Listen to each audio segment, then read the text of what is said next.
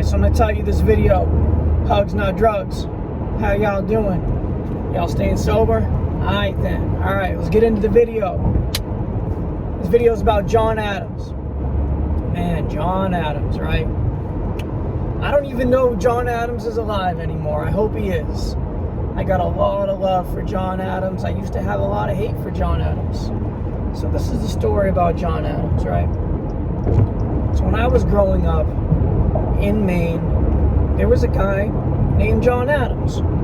Not the president John Adams, but the criminal John Adams. Anyways, you know, we grew up together. I'd see him riding his bike. He'd see me riding my bike.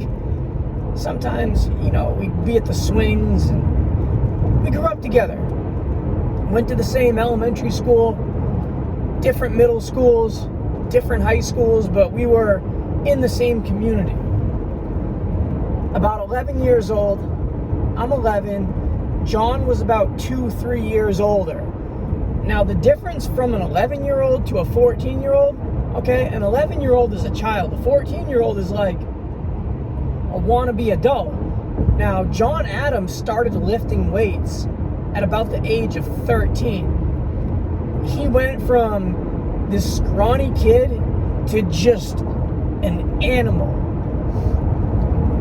We didn't really like each other because back in middle school, I'm with my friend John, not John Adams, different John. And we got a bike.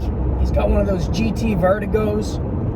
Mom bought it for him. Back in the day, it was like $300. If he had it now and it was still in the box, it would be worth about $1,500. Anyways, we're on his GT Vertigo.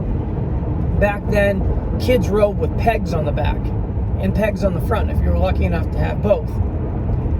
I'm on the back pegs, John's riding, and we're riding, and we got beef with John Adams. I don't remember exactly what the beef was about, but my friend John is talking crap to John Adams. John Adams comes up from behind. I'm standing on the back of the bike, so I got my hands on my friend John's shoulders. John's riding. Well, John Adams comes up in the back and pushes me as hard as he can into a bunch. We were at the school, and we went into the teacher's parking. John pushed us into the teacher's cars, and we go flying, and we crashed. It ripped my pants. My pants got caught in the chain of the bike. It ripped them. I was bleeding. John was okay. And he just wanted to beat up John Adams, but John Adams had ran off, and me and John had made like this agreement that when we see John Adams again, we're gonna get him. Now, John Adams was tougher. Okay, my friend John was pretty tough, but John Adams, like I said, when he was lifting weights, he was just a very intimidating kid.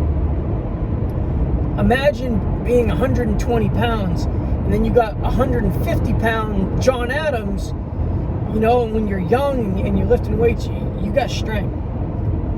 So me and my friend John made a vow to get John Adams.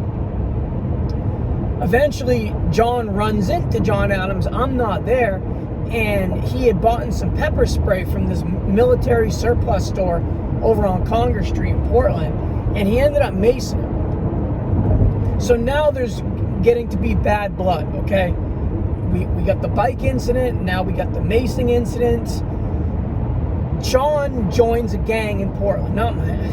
I should use my friend John's names different. I'm gonna get them mixed up. But John Adams ends up joining a gang. What was it called? It was called the West End Wrecking Crew. WEW, or what was it? WWC. West, I don't know. Anyways, it was West End Wrecking Crew, or West Side Wrecking Crew. And they threw up the WW, and they'd spray paint WWC everywhere. So that's part of the gang that he's from. Now, at the time, there was only a couple gangs in Maine.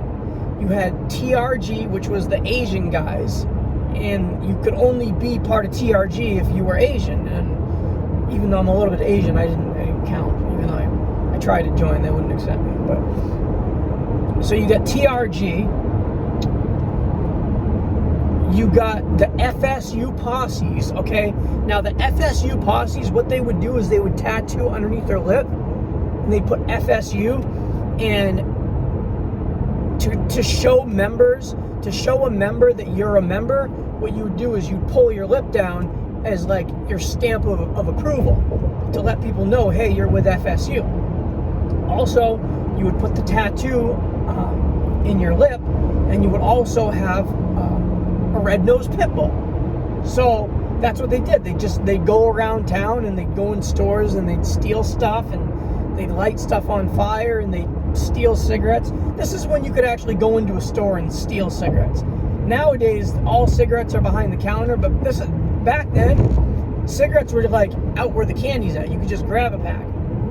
And so the FSU posses, what they do is they smoke pot, they steal cigarettes, they beat up innocent civilians, and they get tattoos. That's just what they do. And they like to drink, and they like to fight.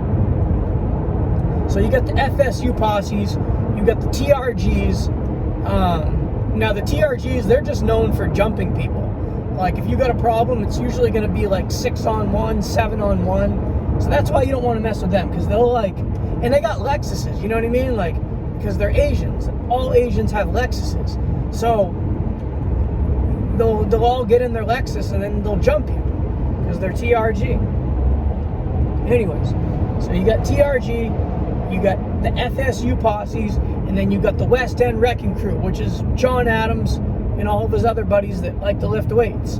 Now, there was a difference with the West End Wrecking Crew. The West End Wrecking Crew was really just a bunch of kids with like dads that weren't around, and like other kids that just like to smoke cigarettes when they're 13 and steal cigarettes and wear baggy pants. Yeah. Oh, and skateboard too. Yeah, the West End Wrecking Crew, they were skaters. They weren't very good skaters, but nevertheless, they were skaters.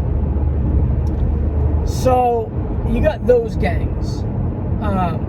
I believe there was another gang. What was it?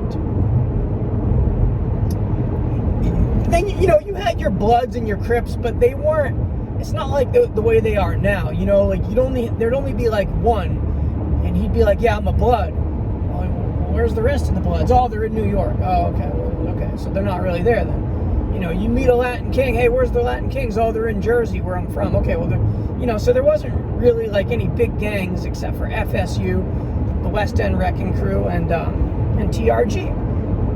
Most people were scared of TRG. Something about like Asians, and you know, like when they get together and they're driving around in their Lexuses with their subwoofers bumping. I don't know, it's just kind of intimidating. But yeah, so hold on, what was this story about? Was this about Ryan Leone? Sorry guys, I'm losing track. Oh yeah, John Adams. Alright. So John Adams is in the gang, okay? Now there's this place, it's called the Metropolis. Now the Metropolis is an underage club that's separated by a gate with an overage club. So you got all the minors on one side, and then you got all the adults on one side, and they're serving drinks over here, and you got the minors over here that can't drink. And so now that I look back on it, it was a very strange environment. Like back when I was a kid, I'm just like, oh yeah, that's just the side that you can't drink at. Like to me, it was like, oh yeah, we're all just partying. We just can't drink on that side. But now that I'm looking back, I'm like, why would you have a bunch of adults like at a kids club? Like it just doesn't make sense now. But at the time, it seemed like it was normal. It eventually got shut down, but anyways, that's where John Adams hung out. That's where all the gang members hung out, the WWCs and the FSU posses and the TRGs. And what they would do is they'd go there, they'd listen to music, and they'd breakdance. And if you weren't breakdancing, you'd be waiting in the parking lot to fight. And then once you got kicked out of the Metropolis for fighting, then everybody would go to the bowling alley for Galactic Bowling. And Galactic Bowling was like a bowling alley, but they made it look like a dance club with strobe lights, and it was dark, and then people would fight there. Then the cops would come, and then everybody would go home. Yeah, so that was that. But yeah, so John Adams, you know, he hangs out there. And we got beef, right? I moved to California. I come back. And when I come back, I had started lifting weights. So I'm thinking, oh, I'm kind of tough now. I'd like to run into John Adams and give him a piece of my mind, right? So I get a job at McDonald's flipping burgers. We got these hamburger patties, and you put them in a line, 3 lines of 3, so you got 9 hockey pucks, boom, boom, boom, boom, boom, boom, and you take the grill and you put the grill down, and it cooks the hockey pucks, and the burgers come up, and you put the burgers inside of a bin, and then when people order their hamburgers, you get them out of the bin, and you toast your buns. You got this gun that shoots out mustard, you got another gun that shoots out ketchup, so boom, you got the guns. You got these onions. What they are is they're dry onions. They come in a bag, just completely dry. You put them in a pot, you add water to them, and that's your onions. Same thing with the pickles. They're dry, you add water. If you guys didn't know, that's the way McDonald's does things. I think they still do things like that. Tomatoes, I believe they're real tomatoes. So that's the way they did that. So I'm flipping burgers at McDonald's. 11th grade, I got acne, really no friends except for John, who doesn't really talk to me much because he's a lot cooler than I am at this point. So I'm flipping burgers, and I'm looking to see the customers, and I look and I'm like, is that John Adams buying a chicken sandwich? And I see him, and my blood boils because I still remember what happened when we were kids. I still got a scar on my leg from the bike chain and falling over in the teacher's parking lot. And so I just mad dog him. I'm just like, ooh, John Adams. Ooh. And he's looking at me, and he goes, hey buddy, you got a problem with me? And I'm just like, he goes, wait till you get off work. He goes, I'm gonna wait right here for you. So when he says that, I'm actually starting to get scared. I'm like, oh my gosh, like, and he looked intimidating before. Okay, John Adams, let me describe it to you. He's jacked. He's also an albino. So, and he was always an albino, or at least that's what people called him. They called him an albino. I don't know what that means, but I just knew that he had white hair, very white, pasty skin, green eyes, white eyelashes, white eyebrows, and white facial hair for the facial hair that he did have. So yeah, they called him albino. And he looked John Adams always looked very intimidating. And then when he started like getting aggressive, like, hey buddy, you got a problem with me? Like I was scared. I really was. I was really scared. And so I get off work, and I'm thinking John Adams is going to be waiting for me. I get off work, and he's not there. Thank God. My friend Ken ends up working at McDonald's with me eventually. So me and Ken are working, and we're drinking milkshakes, and we get the chicken nuggets, and we're dipping them in barbecue sauce. You know, doing what we do, acting a fool at McDonald's. Well, me and Ken didn't have a car. We'd walk everywhere. We'd take the bus and try to get rides from people. Well, we get off work, and to go, we're in South Portland. So to get to Portland, you can either catch the bus or you can walk. And if you walk to Portland, you got to walk over the $1 Million Bridge, and it's a long bridge. And you got to go up this path. You got to go up the walkway, and then you get to the top of the bridge. And then there's a path, and you walk on the bridge over to Portland, and then you're in town. So we're walking, and we see this guy coming down the ramp, and we're going up. And as he gets closer, I realize it's John Adams. And Ken doesn't know about the John Adams history, right? Ken didn't even know who John Adams was. Because Ken was a new friend, and Ken didn't grow up in that city, so he would have never even known John Adams. So, hold on guys, I gotta answer this text. going to do a meetup right now.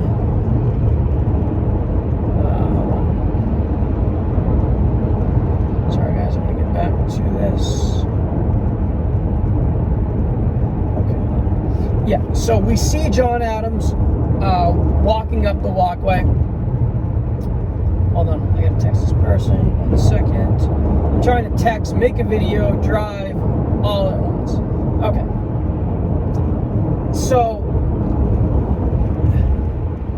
when I see him, I am like shaking because it's John Adams, and he looks very intimidating, and I'm so scared. I really was scared. And okay, so John Adams knows me like from being a kid, but he had done so many drugs in his like childhood, adolescent years. Here we are 7 years later. He doesn't even know who I am at this point. He just knows me as the guy at McDonald's who was looking at him funny. So he sees me, and he says, "It's you!" Boom, and he clocks me. He hits me hard. It hurt. And yeah, it hurt. and so we're on this walkway, and like there's nowhere to go. You can either run up the bridge or you can run down the bridge. And so after he hit me, John Adams got scared. I think he thought we were going to call the police. So John Adams runs back into Portland, and my friend John, the one the bike incident, that John lives like a block away from where we were, like the McDonald's area. So like the way I'm thinking is I'm gonna go to John's house, tell him that John Adams just punched me in the face, and because my friend John had a car, and we need to get in your car, and John Adams just ran over the bridge, so we know where he's gonna be. Let's drive into Portland and let's jump him. That was my plan. Well, I go to John's house, his mom answers the phone, and he's not home. So that was that. After John Adams punched me in the face, he looks over at Ken and he says, "You want some too, buddy?" And Ken's like, "No." Ken didn't even back me up. Oh, Ken, what a punk, man. Ken used to be my best friend. He joined the Army. He came out to California to meet me when we were 21. We went to the Irvine Spectrum, which is actually where I'm going right now. Ken met me at the Irvine Spectrum, and we were at the Yard House, and I was high on meth, and I ordered a bottle of Dom Perignon. It was me, Ken, his girlfriend, or wife now, but we were there. Ken went to the bathroom. When he went to the bathroom... In about 10 miles, take exit 94 onto Alton Parkway. Ken went to the bathroom, and his girlfriend went to the bathroom, and I order a bottle of Dom Perignon while he's gone. And when the bartender brings back the bottle of Dom Perignon, I take it. When the bartender was looking away, I take the bottle and I leave the restaurant. And because I didn't have any money, so I was thinking I'm gonna steal a bottle of Dom Perignon, and then I'm gonna go put it on Craigslist and try to sell it for like $200, which is eventually what I did actually. But and so I'm not thinking straight. So Ken calls me. He's like, "Where are you?" He says, "Where's the bottle of Dom Perignon?" I'm like, "Ken, just meet me over here and meet me in this area." And he says, "No, dude." He says the bartender came over. He said he was trying to make me pay for it. He says they're calling the cops. He says, "I can't believe you just did that." He says, "Me and you, we're not friends no more. Lose my number." And at this point, guys, at this point of being 21, me and Ken had been best friends for 17, 18, 19, 20. Me and Ken had been best friends, like best buddies for 5 years. So for Ken to say, "Hey, I don't want anything to do with you, like lose my number, we're done," I was like, I couldn't believe that he was saying that to me. Like, it was almost like it wasn't real. I'm like, "No, you can't just drop your best friend. Like, all right, Ken, I know I made a mistake, but you can't just like..." And so I figured that it would blow over, and eventually Ken would realize that I'm just an idiot, and I wasn't trying to get him in trouble, and I just figured he would get over it, and we'd be best friends again. That was 20 years ago now, guys. I've never heard from Ken since. And that really changed my life a lot too. Like I never had a lot of best friends, especially one like Ken. So to have Ken just like drop me like that and be like, yo, like, and me and Ken, like, we've been through a lot, man. Like, we drove cross country together. We stole a car together. We got jumped together. He got jumped, and then I beat up the guys that were jumping him. I saved his life. If you want to call it saving his life, but me and Ken went through a lot, and to have a best friend just be like, nope, we're done, and then actually to stand by his word and never hear from him again, bro, that hurt. So like ever since then, I think that's the reason why I've never been able to have a best friend since then, because I've always been afraid to like be somebody's best friend, because it's like, all right, what if we get real close and I drink some beers and I do something stupid? Are you not going to be my best friend anymore? And yeah, like, you know, and like, and so because of that, I never really had a lot of friends after that. But to get back to the John Adams thing. So John Adams punches me in the face. I go to John's house to try to get him so we can go jump John Adams. He's not there. His mom tells me he's not there. So that's the end of that. I moved to California. I'm here for like, I don't know, 8 years, whatever. I end up going back to Maine, and I'm in Maine just for a vacation. I think I was there for like 2 months. I'm there, and I'm walking through Portland, and there's this guy in a truck, in a pickup truck, and he's got this big metal box in the back of a truck, and I realize this guy's selling something, and he says to me, he says, "Hey, buddy, you want to buy some meat?" He says, "I got Omaha steaks, I got scallops wrapped in bacon, I got filet mignon, I got pork a la king, and scallops au gratin. Do you want to buy some? If you buy this, I'll give you one for free, and then I'll give you a coupon." And I realize it's John Adams, and he's selling meat. He doesn't recognize me. And at this point, I'm 28 years old. I was pretty mature at 28, and I did have some hatred towards him, and I kind of still wanted to beat him up, but I was there for vacation. Oh, I had warrants in the city. That's right. I had warrants. I didn't want to risk anything.